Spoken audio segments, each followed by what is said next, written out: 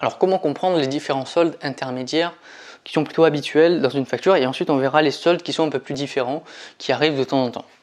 Donc là, on reprend la facture de base, donc avec la facture numéro 1 pour ce client-là.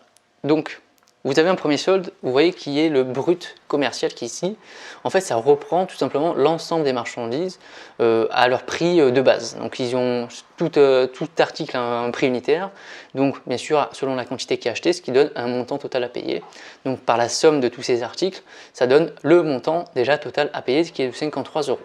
Donc, ça reprend vraiment toutes les marchandises ou les services qui sont concernés par votre facture. C'est le premier solde, c'est la base. Ensuite, ce solde, on va soustraire certaines choses. Vous avez ce qu'on appelle le net commercial qui va prendre en compte justement de toutes les remises, de toutes les rabais et des frais de port si jamais il y en a. Ça arrive. Alors attention pour le frais de port de bien sûr ajouter. Parce que là sur les remises vous avez un moins, donc ça va forcément faire une remise. Ça va forcément être enlevé de votre facture, donc ça va réduire votre facture. Par contre, les frais de port, attention de ne pas mettre de manière assez instinctive un moins, parce qu'on a mis des moins sur les remises, de bien mettre un plus, parce que ça va être facturé.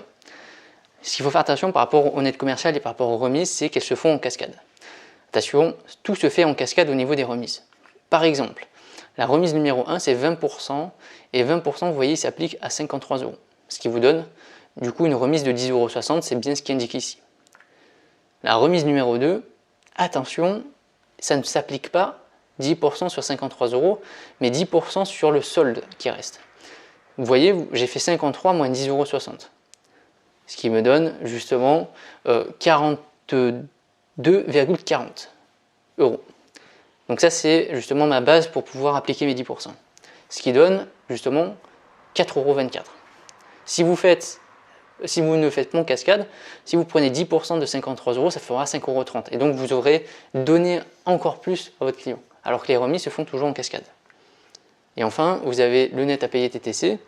Donc une fois que vous avez mis votre brut commercial, que vous avez enlevé toutes vos remises, que vous avez ajouté vos différents services supplémentaires comme les frais de port notamment, là vous allez pouvoir enfin calculer votre TVA. Donc votre solde c'est 43,16 €, ce qui est ici, et vous allez appliquer votre taux de TVA qui est de 20%, donc multiplié par 0,2, ce qui vous donne 8,46 €. Maintenant, concernant les soldes intermédiaires qui sont un peu plus spécifiques, on va les voir, puisque là vous avez vu qu'on a vu le brut commercial, le net commercial avec la remise ou le rabais. Par contre, tout ce qui est ristourne, on l'a pas vu, tout ce qui est escompte, on l'a pas vu, et tout ce qui est acompte, on l'a pas vu. Donc, le net financier, c'est un solde qui est supplémentaire, et en fait, tout simplement, vous voyez, le net financier vient après le net commercial, donc juste avant la TVA, tout simplement. C'est lorsque l'on paie une facture en avance, des fois, on a le droit à avoir un petit avantage commercial supplémentaire. Donc, par exemple, on est une entreprise, on est censé payer dans 2 mois, donc on a 60 jours de délai de paiement, on se dit bon on va le payer comptant, ça nous permet de bénéficier de 2% par exemple de réduction de notre facture au total. Donc par exemple dans ce cas là on a eu 2% de notre facture. Donc ces 2% s'appliquent à notre net commercial, c'est un solde supplémentaire qu'on met après, donc 2% de 43,16 €, ça donne 0,86 €. Donc ça c'est un solde qui est un peu plus différent. Maintenant le cas de l'acompte. Quand on fait un acompte, c'est quand tout simplement on a payé une partie à l'avance et le reste qu'on va payer plus tard. Donc là, il y a juste une spécificité par rapport aux autres types de soldes, c'est que l'acompte versé, il se met vraiment à la fin.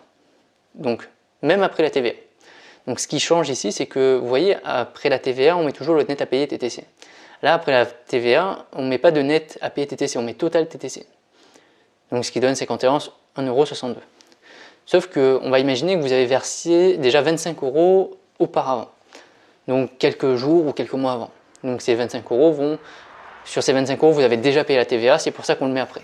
Et donc ça va venir se déduire de votre facture. Ce qui fait que votre net à payer TTC, ça sera 26,62 €. Donc ce qu'il faut retenir sur l'acompte avec un seul C, parce que beaucoup d'étudiants écrivent avec 2 C, donc c'est un seul C, l'acompte se met à la fin et c'est le seul solde qu'on mettra vraiment à la fin. Sinon, le dernier solde, c'est toujours la TVA avec le net à payer TTC.